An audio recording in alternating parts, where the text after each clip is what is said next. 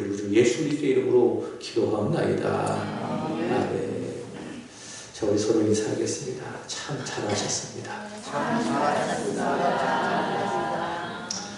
여기까지 오시기까지 참 잘하셨습니다.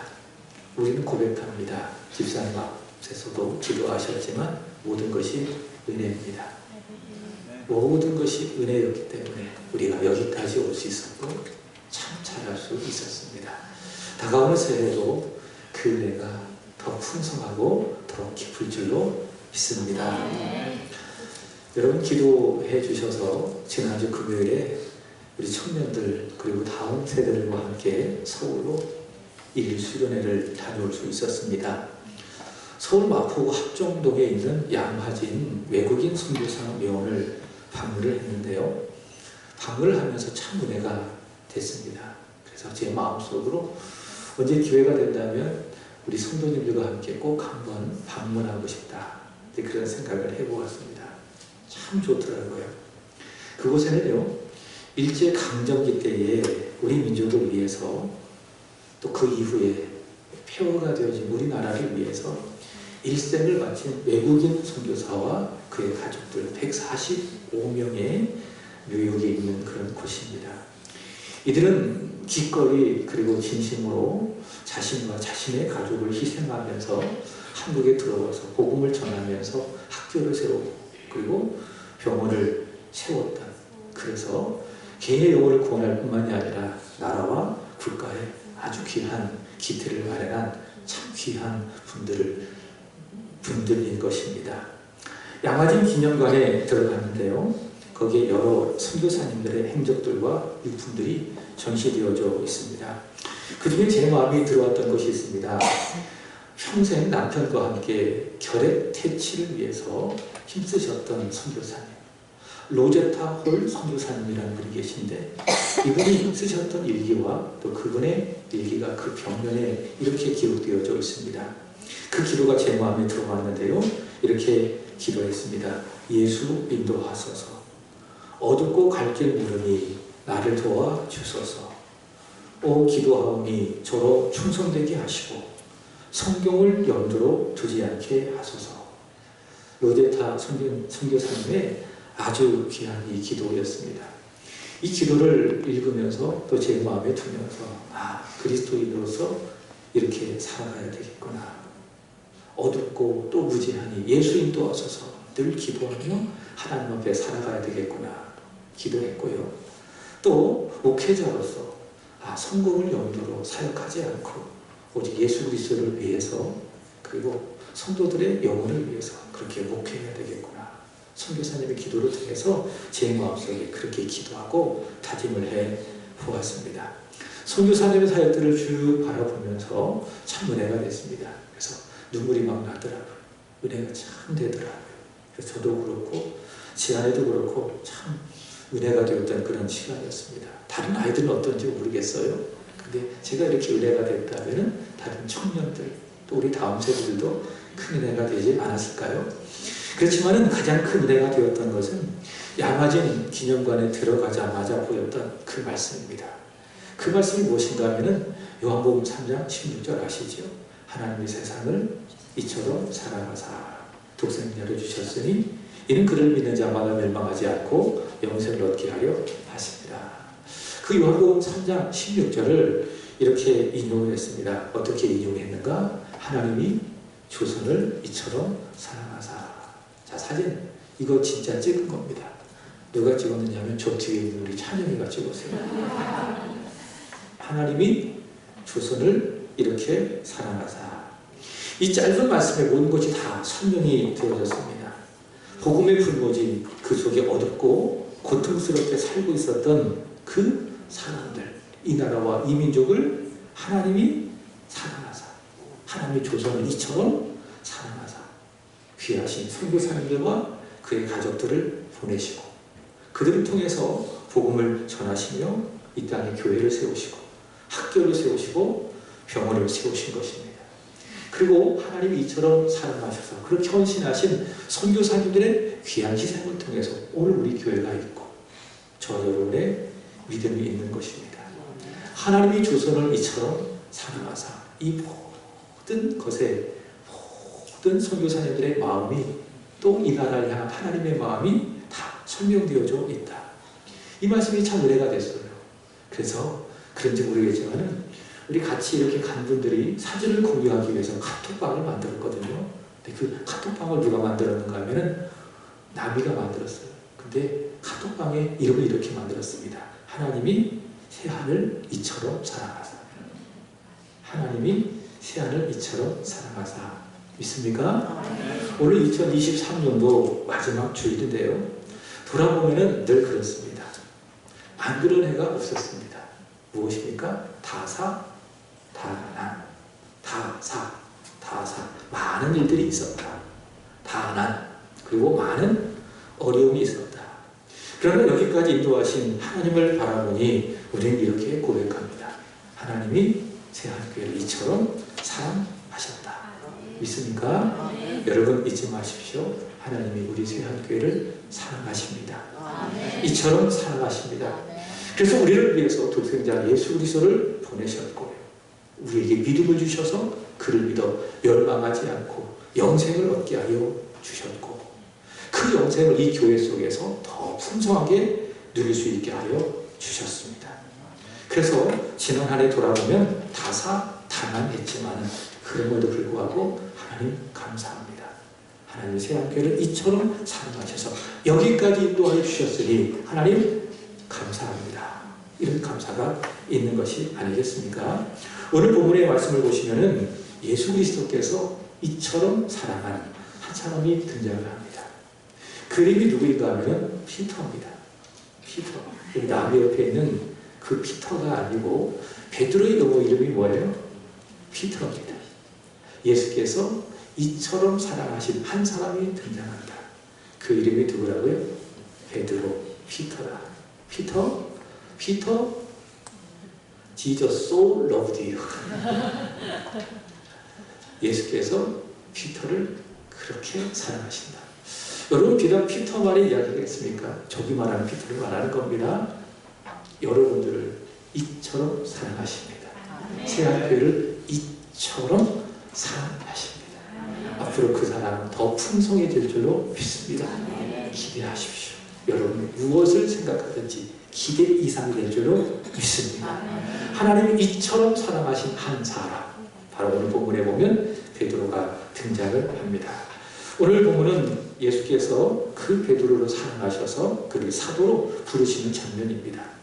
여러분 사복음서가 있지요. 사복음서는 마태, 마가, 누가, 그 다음에 요한, 이것을 사복음서라고 이야기하는데 요한복음을 제외한 나머지 마태, 마가, 누가복음을 공관복음서라고 이야기합니다.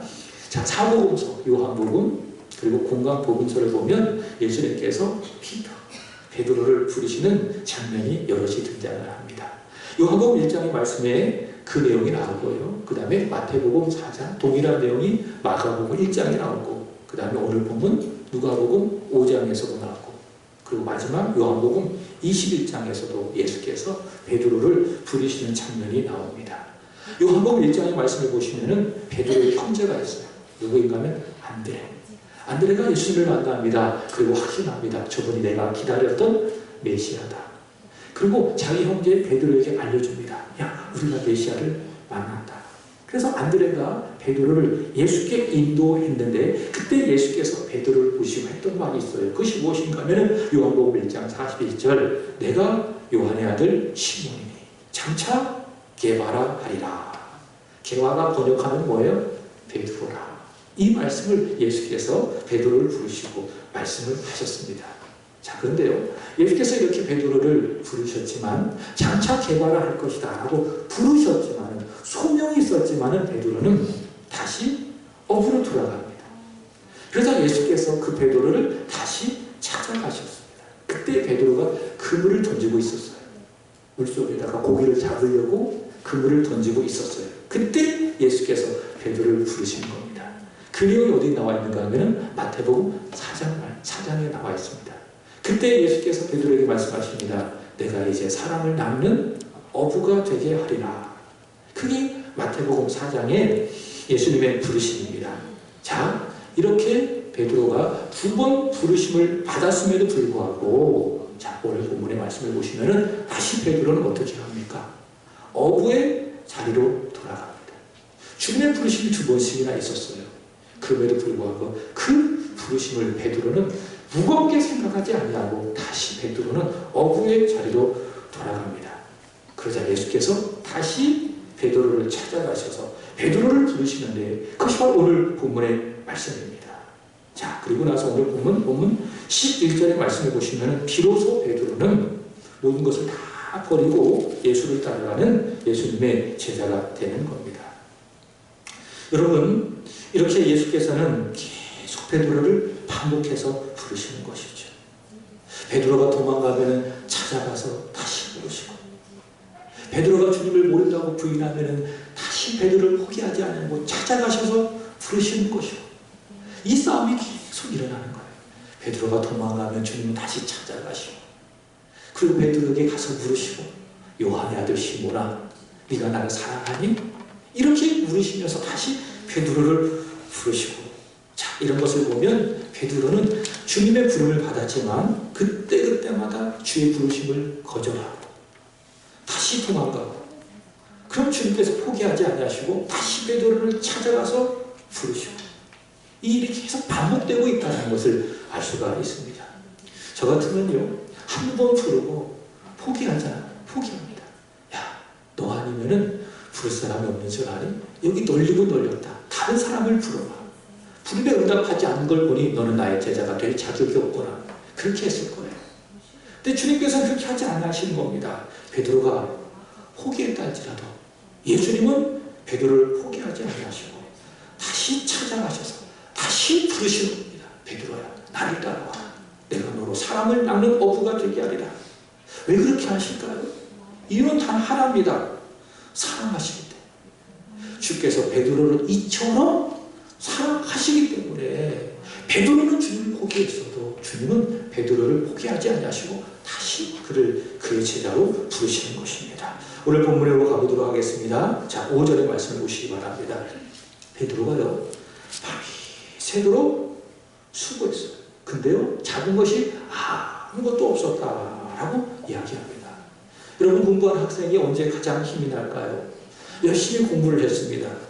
좋은 성적이 났을 때에 힘이 나는 겁니다. 열심히 공부했어요. 밤낮 자지 아니하고 열심히 공부했어요. 그것만큼 좋은 성적을 거두었어요. 힘이 나겠죠. 누구도 그렇습니다. 열심히 일한 만큼 거두었을 때에 힘이 나는 겁니다.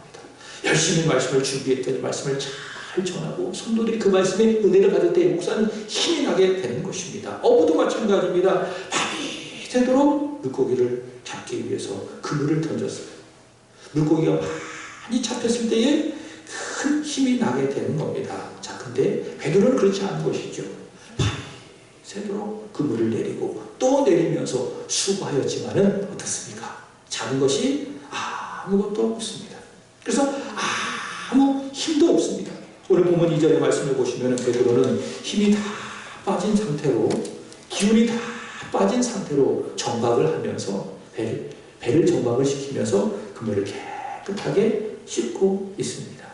자, 그때 바로 이 베드로를 이처럼 사랑하사, 베드로를 이처럼 사랑하사 주목하고 있는 분이 있다면 그분이 누구십니까?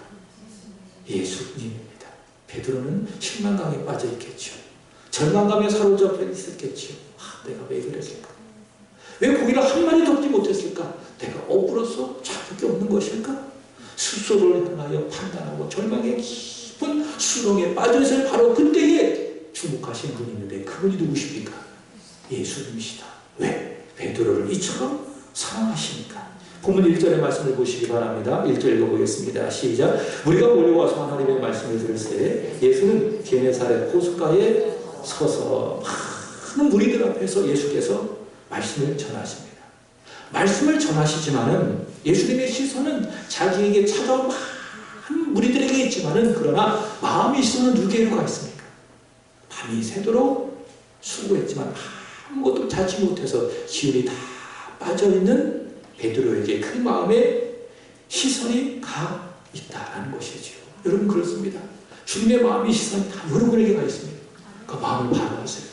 예배 태도도 바라보고 목사 한번 잘 쳐다보고 오늘 하나님께서 나에게 주신 말씀이 무엇인지 한번 고민도 해보고 내가 이 예배에 성공하면 남은 한 주간도 실패하리라 이런 절박한 마음을 갖고 말씀도 한번 잘 들어보고 그렇게 살아가야 되지 않겠어요? 자, 예수님의 마음이 누구에게 있다고요? 지금 나에게 있다. 예수님이 나를 바라보신다. 믿습니까? 예수님의 마음의 시선이 오늘 예배하는 나를 바라보고 있다. 그래서 여러분 예배는 하나님 앞에 드리는 거예요. 사람 앞에 드리는 것이 아니에요. 하나님 앞에 두려운 마음, 떨리는 마음으로 하나님이 나에게 무엇을 말씀하시니 주목하며 하나님 앞에 영광을 올려드리는 것이 예배인 것입니다. 예수님의 마음이 누구에게 있다고요? 나에게 있다. 오늘 시골을 보십시오. 예수께서 많은 무리를 바라보면서 말씀을 전하시는 겁니다. 그러나 예수님의 마음이 있으면 누구에게가 있어요? 그리고 이처럼 살아가시는 베드로에게로 가 있는 겁니다. 자, 그게 더 선명해집니다. 2절의 말씀을 보시기 바랍니다. 다 같이 시작. 호숫가에 배에 두 척이 있는 것을 보시니 어부들은 배에서 나와서 그물을 쓰는지라. 자, 어부들 중에 예수님은 누굴 보고 있어요? 마음이 이스라엘을 가지고 있는 베드로를 보고 있어요. 자, 그리고 보세요. 3절이 더 분명해지지요. 읽어보겠습니다. 시작. 예수께서 한 배에 오르시니 그 배는 시몬의 배라 육지에서 조금 떼기를 청하시고 앉으사 배에서 무리를 가득 치시더니 꼭 누구에게 선택했어요?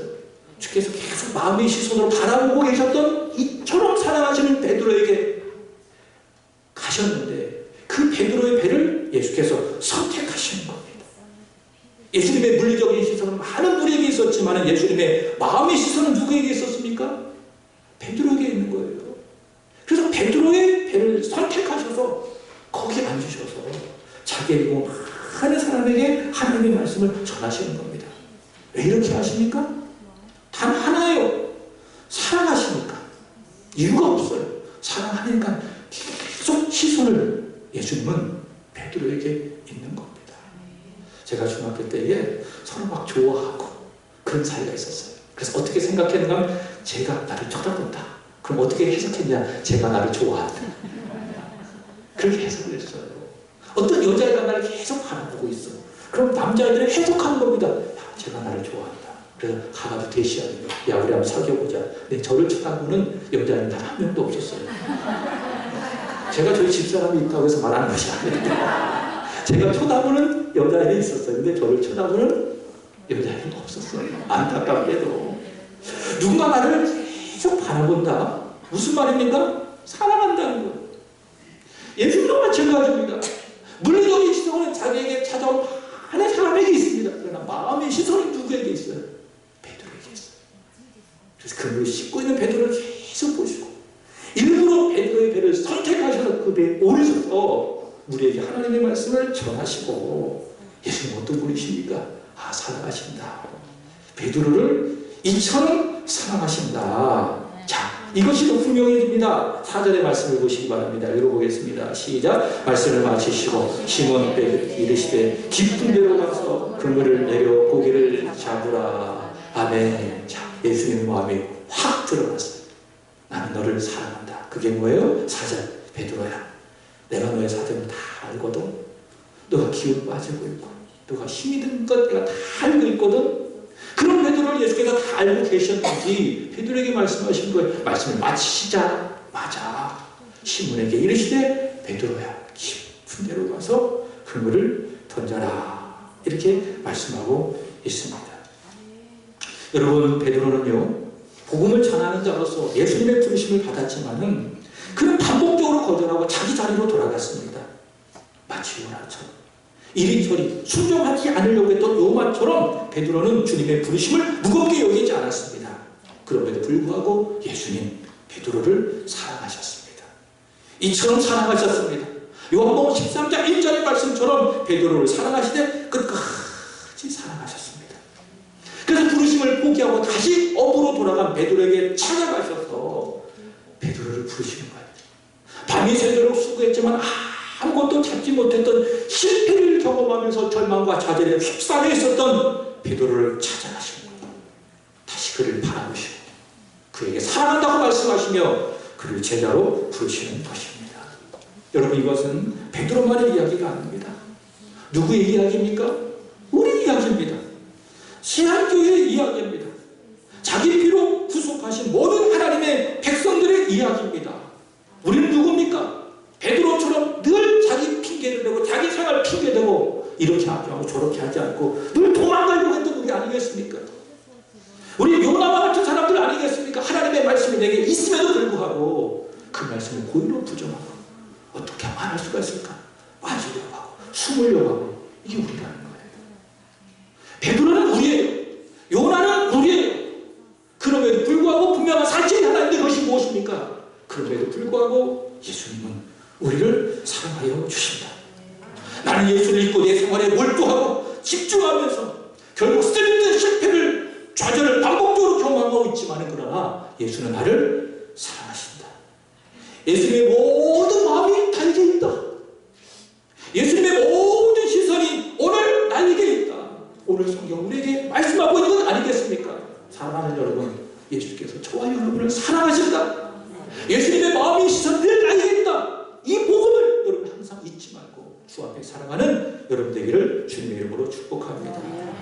오늘 하늘을 마무리하는 마지막 주일입니다.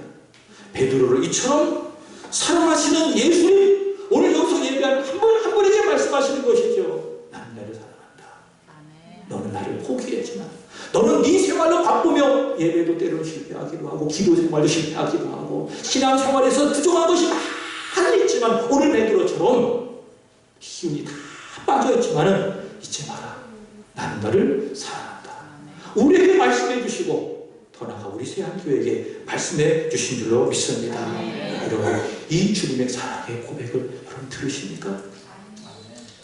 요한의 아들 시몬아, 요한의 아들 시몬아, 네가 나를 사랑하느냐?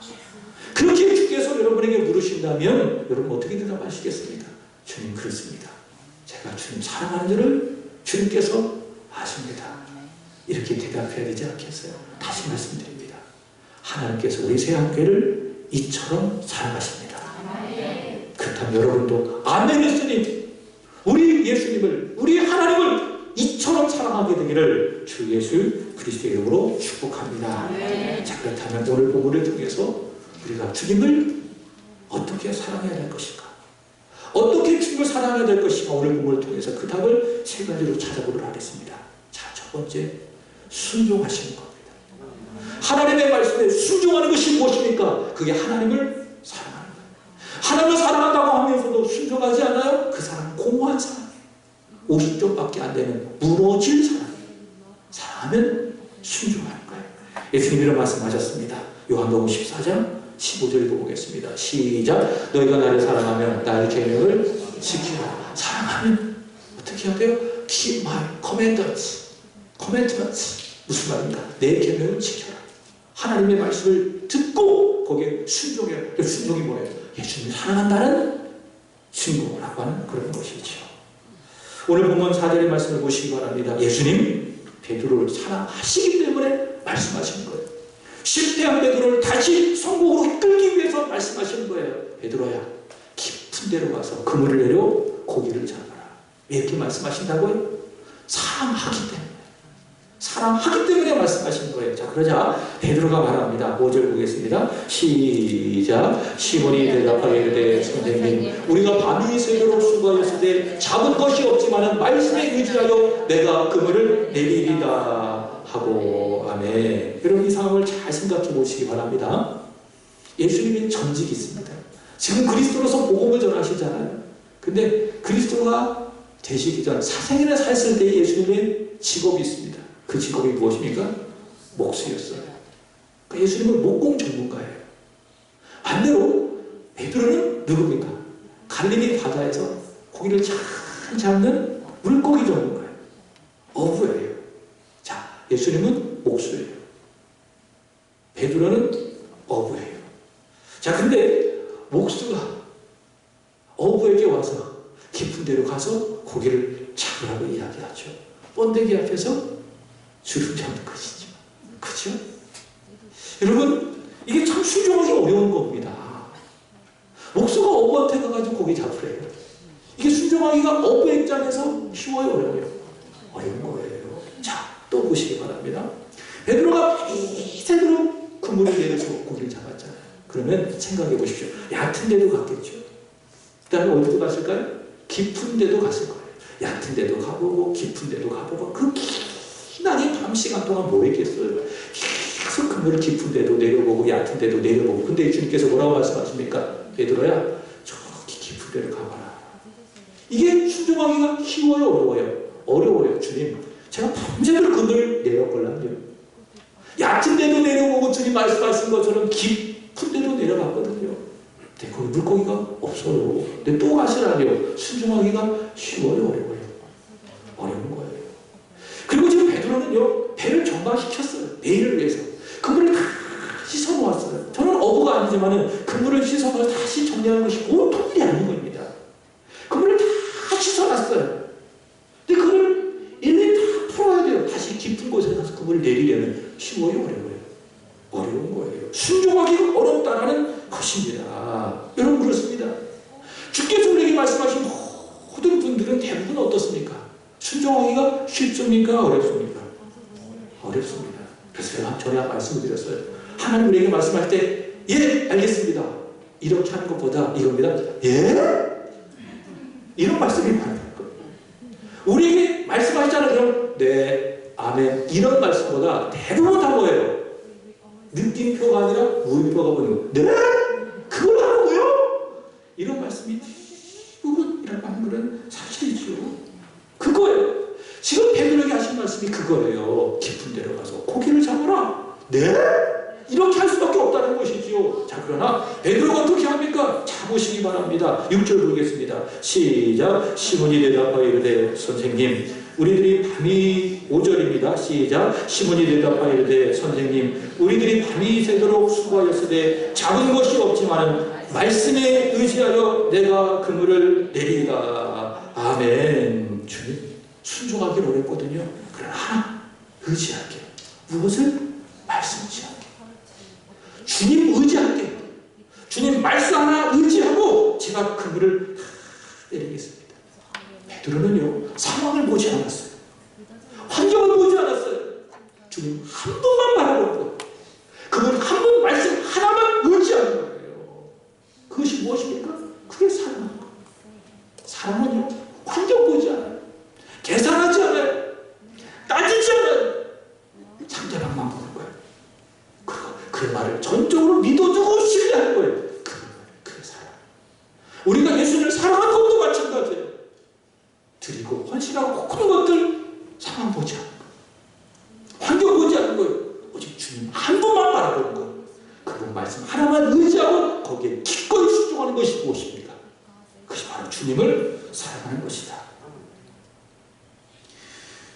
말씀드렸던 것처럼 양화진 선교사 묘원에 가보면요 언더우드 선교사의 묘역이 있습니다.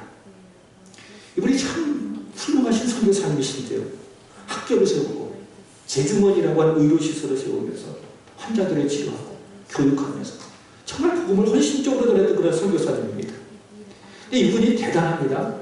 4살 때에 선교사님의 간증을 듣고서 나도 선교사가 되어야겠다 이런 하나님의 소명을 받았나 봐요. 그래서 준비를 하고 대학교에 졸업을 하고 신학 공부를 하고 그가 인도에 가서 복음을 전할 준비를 하고 있었습니다. 인도에 가기 위해서 선교사로 훈련을 받고 있었습니다. 언어도 준비하고 여러 가지 다 준비하고 그리고 의료 선교가 좋겠다 싶어서 의술도 준비하고 그랬던 어느 날 언더우드 선교사님이 하나님의 음성을 들었습니다. 너는 왜 조선으로 가지 않느냐? 하나님의 음성을 들었습니다. 하나님, 저 인도 선교 꿈꿨거든요. 저 인도 선교에 대한 비전이 있어요. 네? 근데 지금 조선으로 가라니요. 왜 뜬금없이 그런 말씀입니까? 이렇게 하지 않았어요. 다 포기했어요. 그리고 그런 하나님의 말씀에 순종해서 방향을 바꾸었어요. 인도가 아니라 조선으로.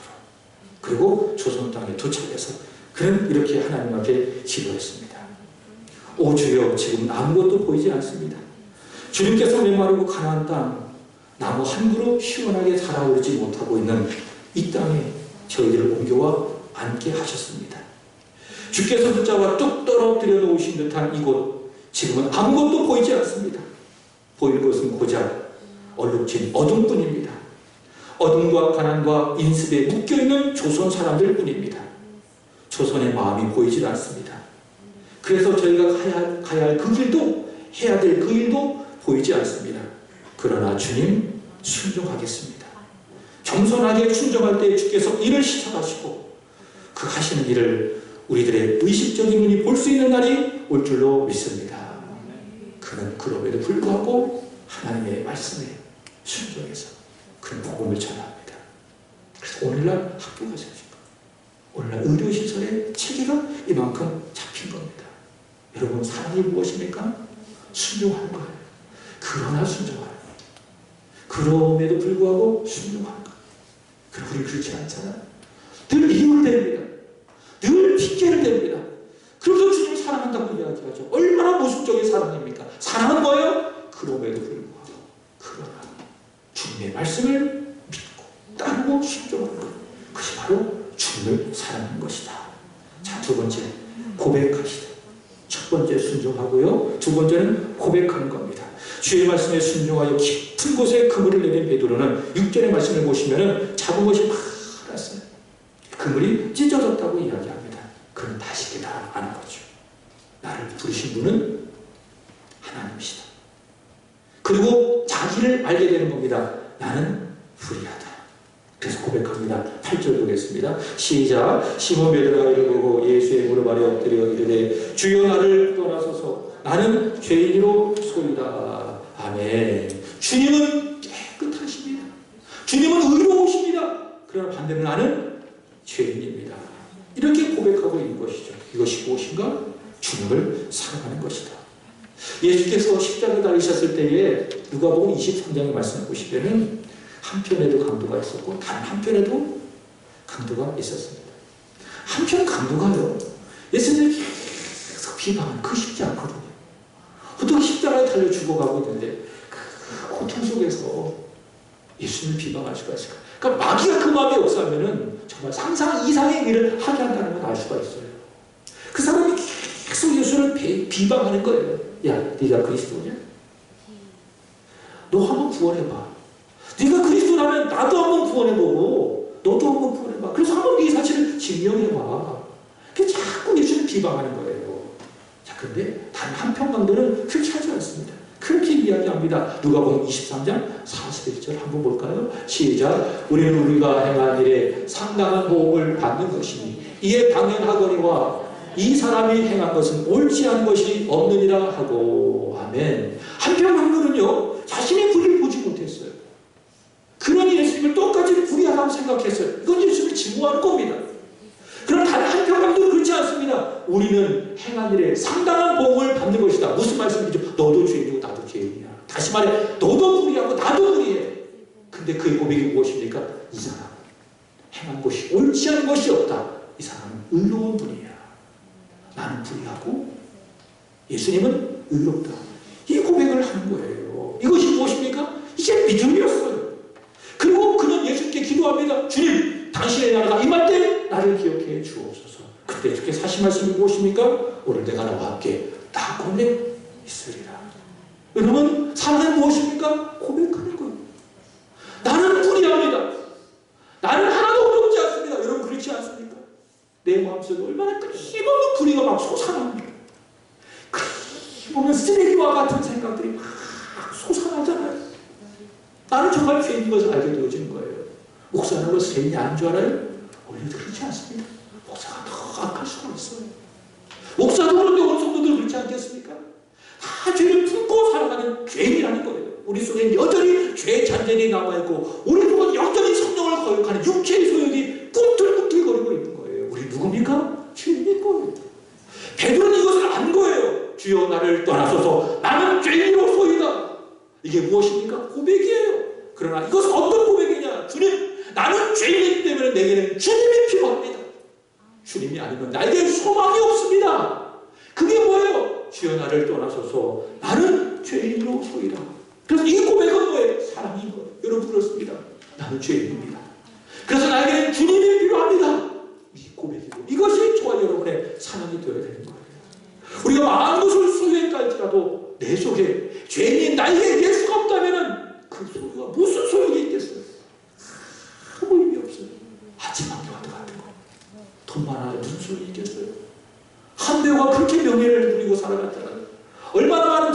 영예를 누리고 살아갔습니까? 한순간에 살아버리잖아요. 그 속에 예수가 없는데 그 누렸던 부와 명예가 무슨 소용이 있겠습니까? 건강이 무슨 소용이 있겠습니까? 그 속에 예수가 없는데. 그러나 여러분, 저와 여러분의 마음속에 예수가 있다면 소망이 있는 거예요. 믿습니까? 앞서 찬양한 것처럼 예수로 내가 하나면 나는 무엇이 있어요? 소망이 있는 거예요. 그래서 고백하세요. 주님, 나는 죄인입니다. 그러나 나에게는 주님이 필요합니다.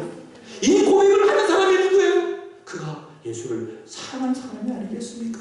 자, 세 번째, 따르는 겁니다. 사랑은 무엇입니까? 따르는 거예요. 10절의 말씀을 보시기 바랍니다. 그물이 찢어지도록 많은 것을 잡은 베드로와 베드로의 동력자들이 힘이 놀랍니다. 자, 그러자 주께서 말씀하십니다. 10절 보고 오겠습니다. 시작.